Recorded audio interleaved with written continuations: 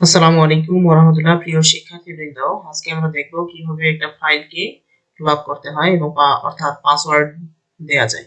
এজন্য আপনার পিসিতে অবশ্যই উইন্ডোজ সফটওয়্যারটি ইনস্টল করতে হবে। উইন্ডোজ সফটওয়্যার যদি ইনস্টল না থাকে তাহলে আপনি গুগলে কিংবা গেট ইনটু পিসিতে গিয়ে উইন্ডোজ লিখে সার্চ করে আপনি এই সফটওয়্যারটা ডাউনলোড করতে পারবেন। এটা খুবই পাতলা একটা সফটওয়্যার, খুবই সিম্পল ভাবে ইনস্টল করে নিতে পারবেন। এখন আমি দেখাবো কিভাবে একটি ফাইলকে লক করতে হয়। আমি সাপোজ এই ফাইলটা লক করে দেখাবো। এই ফাইলের ভিতরে আমার একটা পিকচার আছে, এটা আমি লক করে দেখাবো। এখানে এসে রাইট ক্লিক করতে হবে, তারপর অ্যাড টু আর্কাইভ ক্লিক করতে হবে।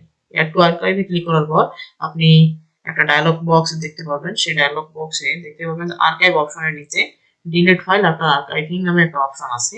এখানে এই চেক মার্কটিতে টিক দিতে হবে। টিক দেওয়ার পর আপনি সেট পাসওয়ার্ডে ক্লিক করবেন।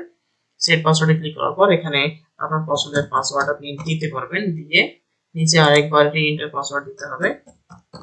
দেওয়ার পর এই ডায়লগ বক্সে একবার ওকে দিতে হবে। আবার আরেকটা ডায়লগ বক্স যেটা আছে সেটাতেও ওকে প্রেস করে দিতে হবে। দেওয়ার পর আপনি দেখতে পাবেন আপনার যে ফাইলটা সেই ফাইলটা লক হয়ে গেছে, অর্থাৎ জিপ হয়ে গেছে। এটা যদি আপনি ওপেন করতে চান তাহলে ওপেন হবে না। আপনি এই দেখা যাবে পাসওয়ার্ড আছে, পাসওয়ার্ড ছাড়া এই ফাইলটা ওপেন হবে না। আপনি যদি আবার এটা আনজিপ করতে চান তাহলেও এটা পাসওয়ার্ড যাবে, ওপেন হবে না। এভাবে আপনি আপনার ডেস্কটপে কোনো ফাইল, গুরুত্বপূর্ণ ফাইল লক করে রাখতে পারবেন। আশা করছি ভিডিওটা বুঝতে পারছেন। অসংখ্য ধন্যবাদ। আসসালামু আলাইকুম ওয়া রাহমাতুল্লাহ।